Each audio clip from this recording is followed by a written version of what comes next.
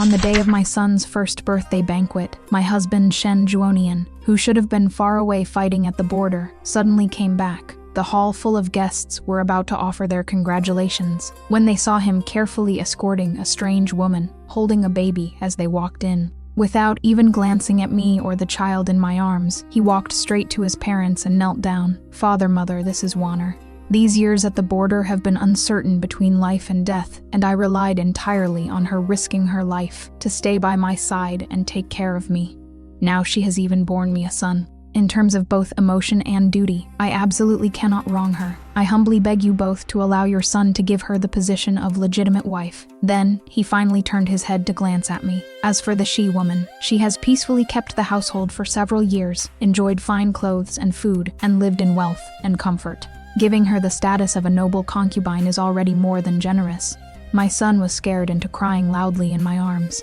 I tightly held his cold little hand, my heart feeling as if it had been stabbed right through. All these years, I served his elderly and sickly parents in his place, bore and raised children, managed all household matters, big and small, and even used my own dowry time and again to supplement household expenses, transport military supplies, coordinate grain provisions, struggling to maintain the general's manor's prestige, and the border operations. In the end, all I got was his remark about enjoying wealth and comfort. Fine then, if that is how it is, I'd like to see, without my management and coordination, how long he can maintain this general's manor's glory. As soon as Shen said this, his parents sitting in the seats of honor immediately changed expressions. Father-in-law suddenly started coughing violently, even coughing up blood. Mother-in-law hurriedly patted his back to help him breathe, then scolded Shen with a trembling voice, "Unfilial son, what nonsense are you spouting? How much has Lady She contributed to this family over the years? We've seen it all. She has served us, managed the household, borne children, and even used her own dowry to support the family. What wrong has she done? How can you demote your wife to concubine without cause?" She took a breath, then turned her gaze to the woman beside him, her tone turning cold. "As for this Miss Yi, pregnant before marriage, privately pledging herself, so improper and questionable. Forget about being the legitimate wife. Even making her a concubine is already elevating her. Warner is not improper." Shen immediately pulled Yi Warner into his arms and declared loudly, "We were already married at the border. Everyone in the army can testify to that. Moreover, all these years, she is the one who accompanied me through life and death at the border. She is the one who suffered hardships with me. Giving her the position of legitimate wife is only right and proper." He glanced at me coldly and continued, "As for Lady She, all that talk about managing the household and supporting the family, she merely relied on the military merits I earned, fighting and risking my life on the battlefield, enjoying the fruits in the capital.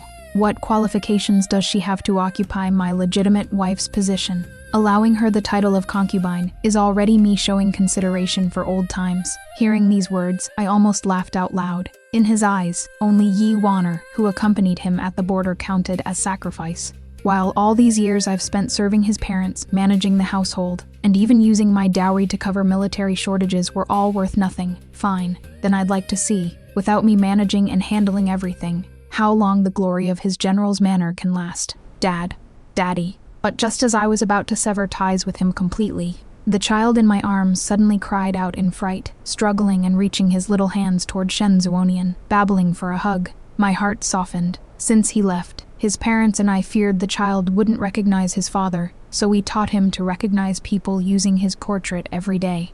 So the child, despite being so young, had developed a strong attachment to Shen. However, the next moment, Shen actually frowned deeply and impatiently slapped away the child's little hand. A red mark instantly appeared on the child's tender skin, and he cried out in pain.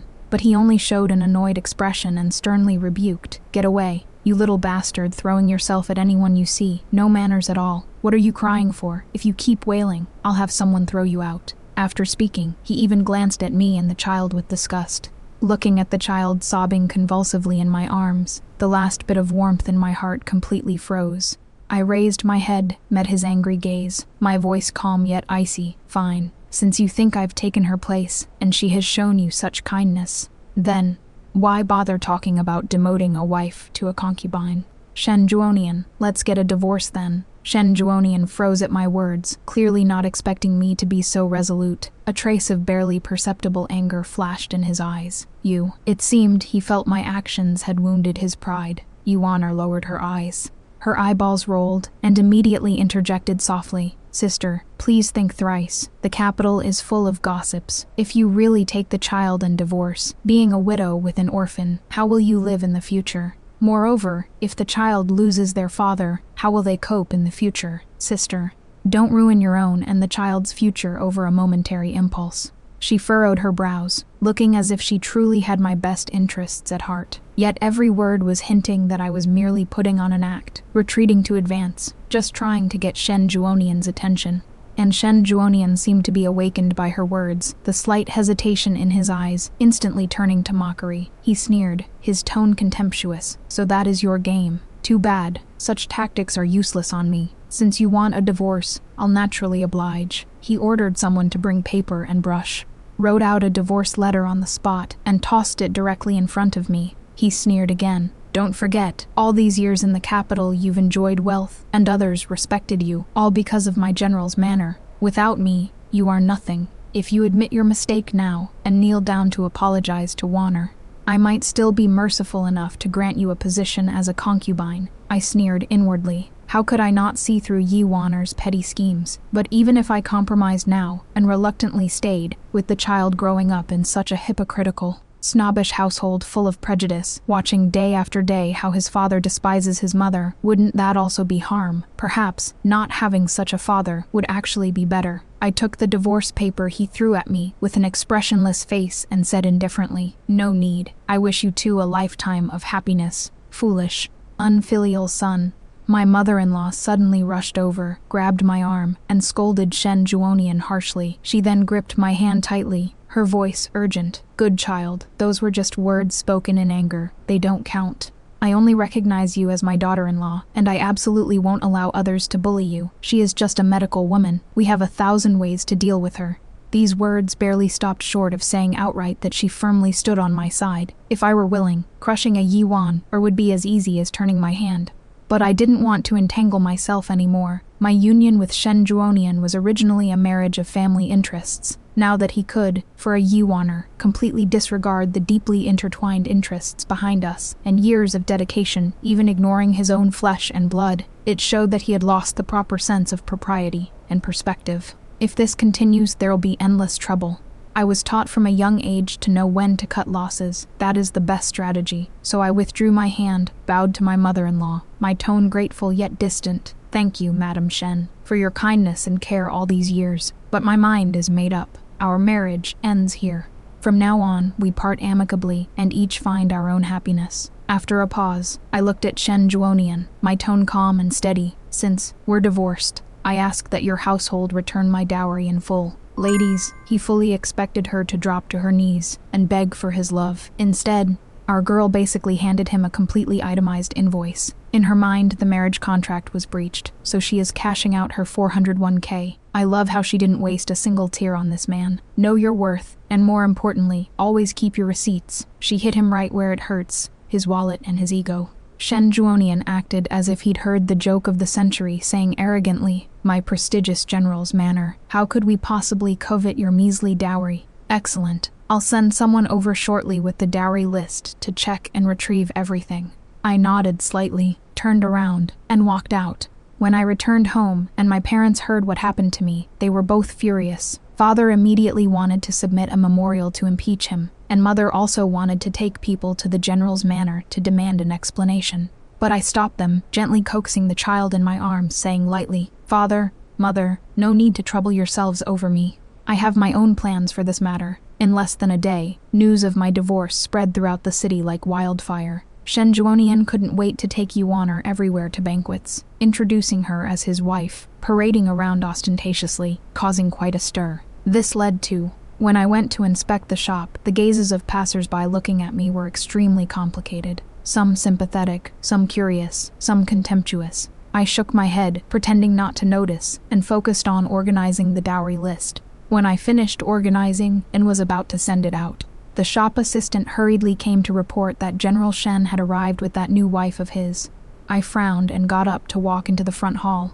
just in time to see Yi Waner playing with an Eastern pearl of excellent quality. Seeing me come out, her eyes turned, her tone carrying a deliberately coquettish provocation. "Oh my, isn't this elder sister? After leaving the general's manor, you actually have to personally manage this shop to make a living. How exhausting." Shen Juonian stood beside her, looking at me with a cold and stern expression, his tone full of disgust. "How disgraceful." He then spoke in a commanding tone. "Close this shop and go back to properly serve mother and father. You made such a fuss the other day and upset them terribly. If you are willing to go back now, I can let bygones be bygones and even grant you the position of concubine." Hearing this, I nearly laughed out loud. I made a fuss. It was clearly he who disregarded propriety and caused a scene at his son's first birthday banquet. Yet now, he is turning the tables and making it my fault. However, judging from what he is saying, the manor must already be in complete chaos.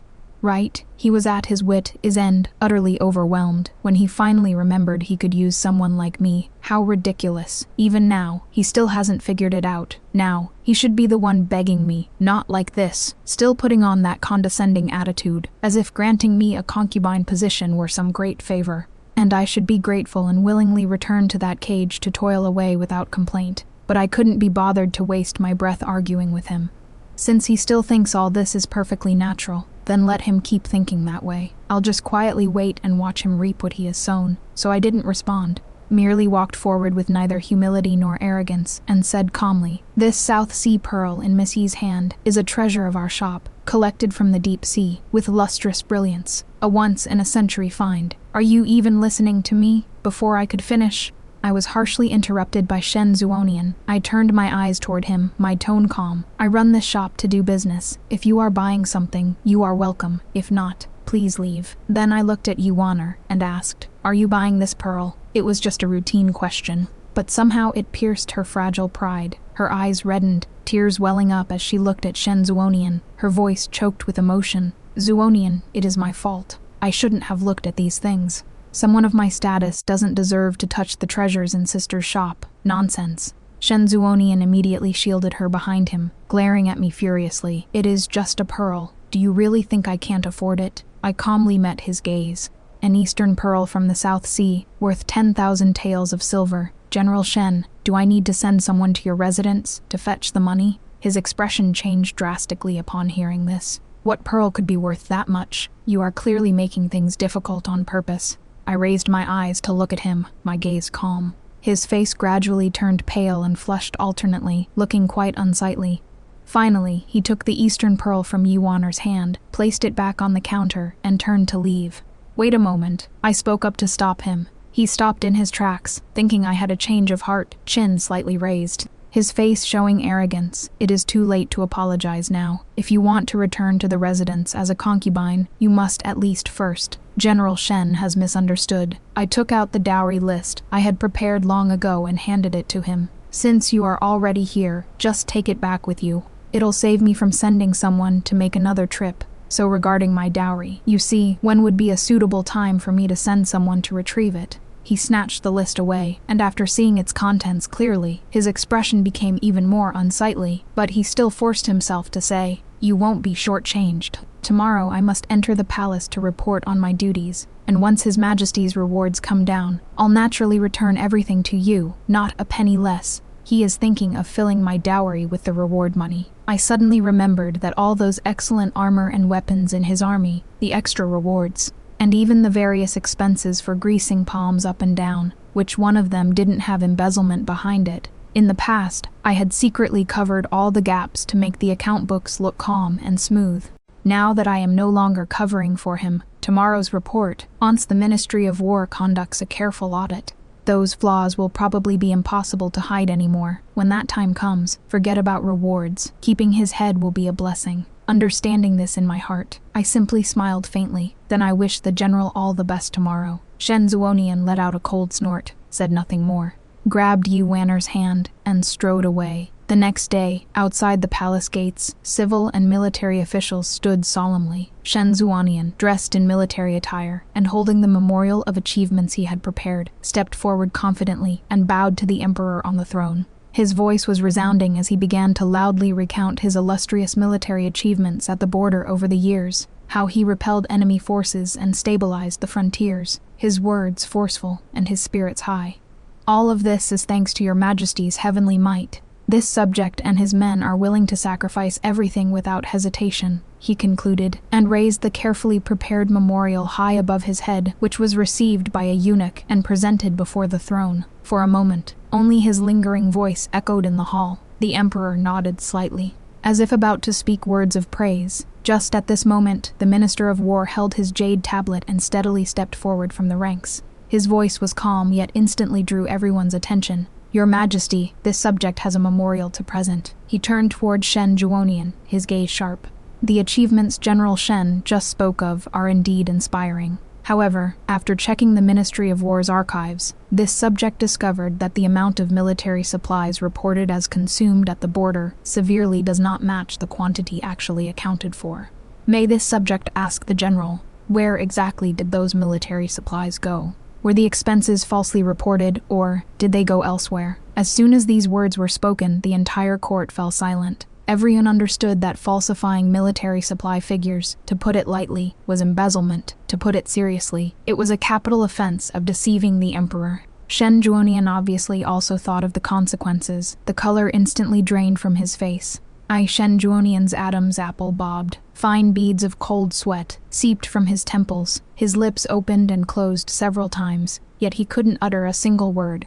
Minister Zhao of the Ministry of War's gaze was sharp as a blade, yet his tone deliberately softened. If General Shen has difficulties, you may speak frankly. Is there truly a hidden situation with the border logistics, or is it temporary confusion in the accounts? If you've truly been framed by someone, His Majesty is here, and will surely render justice for you.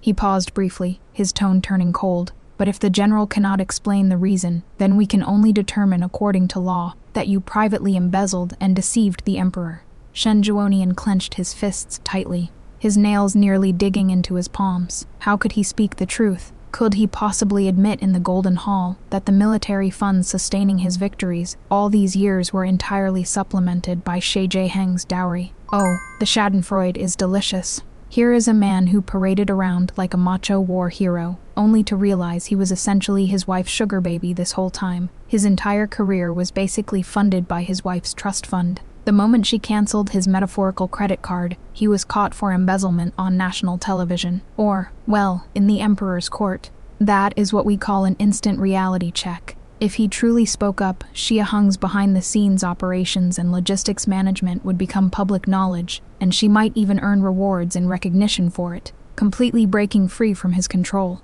He recalled that at the beginning of their marriage, what the Shi family valued was precisely the Shen family's influence in the court. If he exposed her now, wouldn't he be personally handing over the credit and power of discourse to her?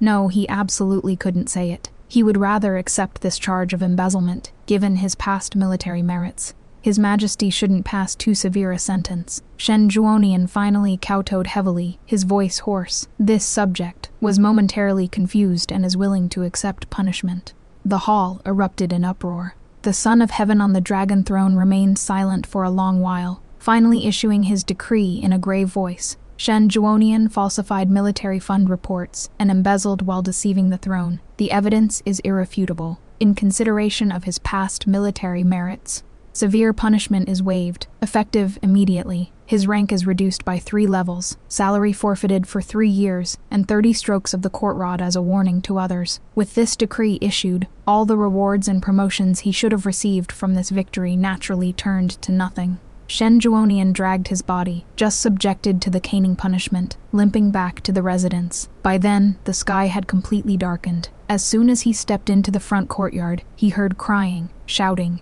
and chaos inside. The servant was hurriedly leading the doctor inside when the old butler came forward with a troubled expression and said in a low voice, "General, the master coughed up blood from acute anxiety and has fallen unconscious. The doctor is writing a prescription now, but the accounts, we can't pay the consultation fee and medicine costs at the moment." He frowned and looked inside, only to see Mother Shen keeping watch by his father's bedside with a pale face, clearly exhausted and unable to hold on much longer. Meanwhile, Yi Waner was surrounded by several matrons, looking completely at a loss, only dabbing at her tears with a handkerchief. How would I know where the family's money is kept? It was always Shishi who handled these things. The child was held in her arms, crying loudly in fright, while the maids and servants looked at each other helplessly, with no one taking the initiative to step forward and take charge. The doctor had finished writing the prescription but couldn't get paid, and his tone now carried a hint of impatience. If the household is short on funds at the moment, this old man can only take his leave first. Though he said this, if they let the doctor leave like this, the general's manor's reputation would be ruined by the next day. Thinking of this, Shen Zuonian felt his temples throbbing. Back when Shi Jaehung was here, when had the household ever been in such an embarrassing state? She could always arrange everything in perfect order, managing funds, handling social relations, never requiring him to worry about any of it. But now, in the end, it was Mother Shen who forced herself to get up and instructed her personal maid. Go pawn those hairpins of mine, and that pair of bracelets. Use the money to pay the doctor first. The farce barely came to an end. In the dead of night, Shen Juonian sat alone in his study, waves of pain coursing through his injured body. The steward had just quietly reported that the monthly wages had been delayed for several days, and the servants were quite discontent. He was already vexed when Yuaner gently pushed the door open and entered. Before she could speak, tears were already flowing. Juonian, I've really tried my best with the household affairs, but those servants won't listen to me. Mother was cold to me today, too. I really don't know what to do. She lifted her tearful eyes and timidly asked, Didn't you go to the palace today to receive your reward? Was the reward generous? These words struck right at Shen Juonian's sore spot. He slammed the table and yelled at her for the first time. Reward? Do I look like I received a reward? Yuaner was startled and immediately burst into tears. The child was also awakened and began crying loudly. Shen Juonian's head throbbed from the noise. He shouted sternly, Stop crying. Everyone get out. The servants quickly carried the child away, and Yuaner also ran off crying. He finally had a moment of peace, but the cold emptiness and chaos of the room made him think uncontrollably of Shi Jaehung. He thought of her calm and composed smile, of how she managed everything in the household properly and thoughtfully, and even more of her resolute retreating figure when she left. Just then, Mother Shen pushed the door open and walked in. Mother Shen pushed the door and entered, seeing him sitting dejected under the dim lamp, his clothes dusty and lips pale. Where was even half of his usual imposing manner? She approached, her voice extremely soft. Nianer, do you regret it? Shen Zuonian's lips were tightly pressed together, not making a sound. Mother Shen sighed and sat down beside him. Jaehung is a proper legitimate daughter from a prestigious family. Since childhood, she learned household management and social relations. With her here, everything in the household runs smoothly, and you never had to worry about the home front while away. Such a proper wife, who can support you and uphold the family standing, is truly most rare. Her tone carried heartache as well as a trace of helplessness, but you just had to be blinded by that bit of gentle facade, and drove away the one who truly cared for you. At this point, she noticed her son's brows furrowing tighter, and his expression growing increasingly unpleasant. So she timely stopped and changed to a gentler tone. Forget it, let's not bring up the past. But since you regret it, turning back now isn't too late. No matter how stubborn Jaehung is, she is still the children's mother. What mother in this world can truly be heartless enough to let her children suffer? If you sincerely apologize and talk to her properly, for the sake of the children, she may not refuse to give you a chance. Shen Zuonian slowly raised his head. Moonlight streamed through the window lattice onto his face, and in those originally dim eyes, a faint glimmer finally lit up. Seeing his expression soften, Mother Shen knew her words had reached his heart. She nodded with relief, said no more, and quietly closed the door as she left. After the divorce, I saw through one thing more clearly than ever before. The union between me and the Shen family was essentially a transaction of power and money. The Shen family needed the Shi family's wealth to support their household and grease the wheels in official circles, while the Shi family needed to leverage the general's manor's power to establish themselves in the capital. Now that Shen Zuonian could lose his head over some Yuaner, willing to destroy this mutually beneficial marriage, it proved he was no longer a clear-headed, reliable partner. That being the case, I needed to find a new backer for the Shi family, and for myself. Now the emperor's health was failing, and undercurrents surged through the court. Although the crown prince's position had long been established, the other princes were no mediocre lot either. No matter who ends up sitting in that position in the future, the national treasury will never complain about having too much silver, and military campaigns, rewards, appeasing people's hearts. Everything requires money. What the Shi family lacked least was precisely money. A few days later, I prepared generous gifts and secretly requested an audience with the crown prince. After some confidential discussion, both sides clarified each other's value and needs. When I quietly walked out from the side entrance of the Eastern Palace, I already had some confidence in my heart. But unexpectedly, just as I turned the street corner, I ran right into Shen Zuonian. I instinctively frowned, feeling this was inauspicious. Most likely, he came here for my dowry that had yet to be returned. Although that money doesn't mean much to me now, why should the Shen family get it for nothing? What is owed should naturally be collected, but such trivial matters can be handled by the butler. There is no need for me to personally wrangle with him. I was about to walk around him, but he quickly stepped forward to block my way. If it is about the dowry, General Shen can discuss it with my butler. My tone was distant. I only wanted to leave as soon as possible. He stood there, his expression changing several times, his lips moving, until finally, as if making up his mind, he said in a low voice, "Jaiheng, I am sorry." This apology seemed to open a breach in his floodgates, and his subsequent words came much more smoothly. "I was foolish before, blinded. That divorce letter, let's not count it. Come back with me. You are still the legitimate wife of the general's mansion. We still have a child. For the child's sake, we should have a complete family." Hearing him bring up the child, I could only sneer inwardly. How could such a selfish nature be easily changed? Today he can abandon me without a second thought for Yuaner's sake. Tomorrow he can cause trouble again for other reasons.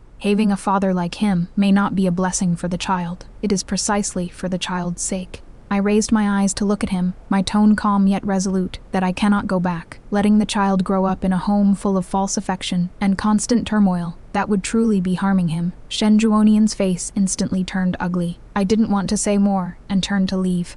But behind me, he said urgently, "Even if you don't care about the child, do you think that without the Shen family, the Shi family can find a better support? You are a divorced woman with a child. Who else could you marry? In this capital, without power and influence to protect you, even if you have vast wealth, you won't be able to keep it. The Shi family only has you as a daughter, and your child is still young. You orphans and widows are nothing but fat sheep in others' eyes." I turned around and saw his flustered and exasperated appearance. Understanding dawned on me. The difficulties within the general's manor were probably even worse than I had imagined. I smiled faintly. These matters do not require General Shen's concern. What you should worry about most right now is how to return my dowry, not a single bit less. Having said that, without looking at his face that had instantly turned iron blue, I turned and left directly. But after that unpleasant parting at the street corner that day, Shen Juonian became as if possessed, coming to wait outside my shop or residence for several days in a row. At first, he just blocked my way, apologizing repeatedly with earnest words. Seeing that I remained cold-faced throughout, he actually set his sights on the child. That day, when I returned from inspecting the shops,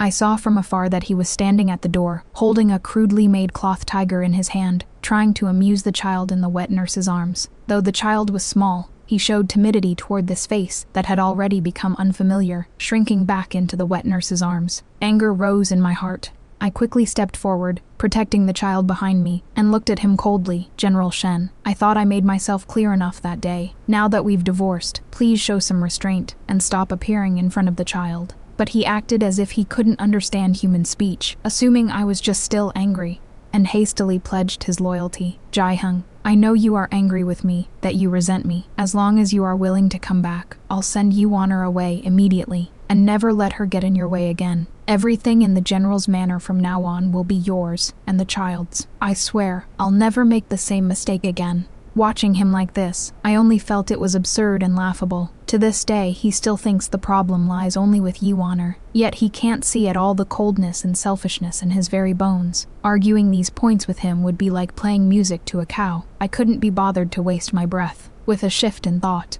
I softened my tone slightly, carrying a deliberately calculated coldness. "You make it sound easy, expecting me to trust you with just empty words. If you truly want to show sincerity, you should at least return all my dowry first. If you can't even do that much, what is the point of talking about the future?" Naturally, I didn't care about that bit of money. After connecting with the Crown Prince, the Shi family's exit was already being arranged. We just needed to wait for the right time to gradually withdraw and leave this place of trouble in the capital. Right now, I was merely finding an excuse to keep him busy, so he'd have no time to pester me. Sure enough, upon hearing this, Hope instantly ignited in his eyes as he hurriedly promised, "Yes, I'll take care of it right away. I'll definitely gather your dowry and return it to you as soon as possible."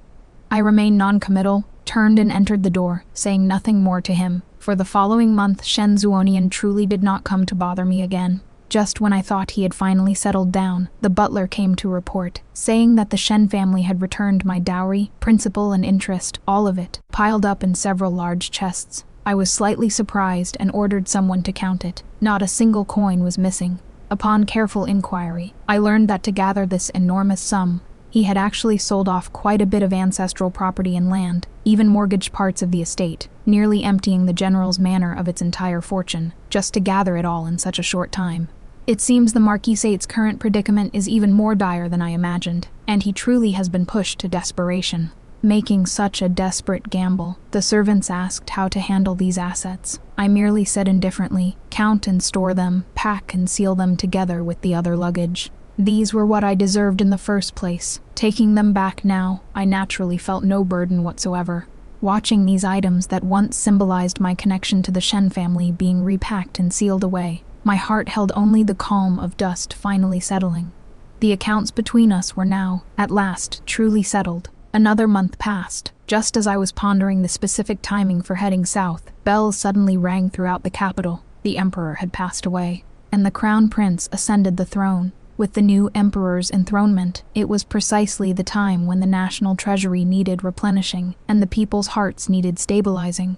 I immediately presented the greater part of my family fortune that I had prepared long ago, both to show the Shi family's loyalty and to fulfill the agreement from my past private conversation with the crown prince. The new emperor was indeed greatly pleased, not only rewarding me generously, but also bestowing the title of imperial merchant, though it carried no real power. The Shi family business now had the reputation of imperial merchants, and when conducting business outside, no one dared to make things difficult for us easily. The time had come. I delayed no longer, and bringing my child and trusted servants, escorting the valuables already packed in boxes, headed south in a grand procession.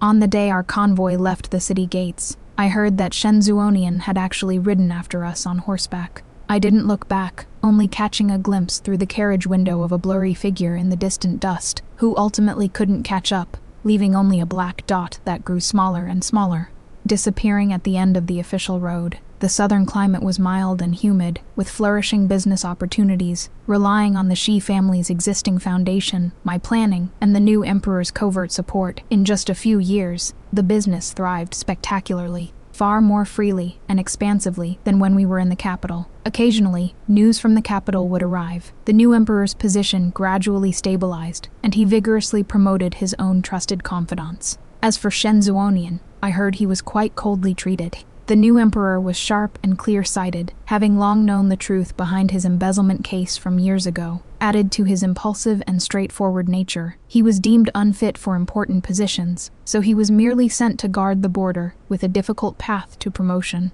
His frustration over his stagnant career made his temperament increasingly violent. After returning to the manor, he would beat and scold the servants at the slightest provocation, and had long lost patience with Yuaner, not even giving her a proper status ladder.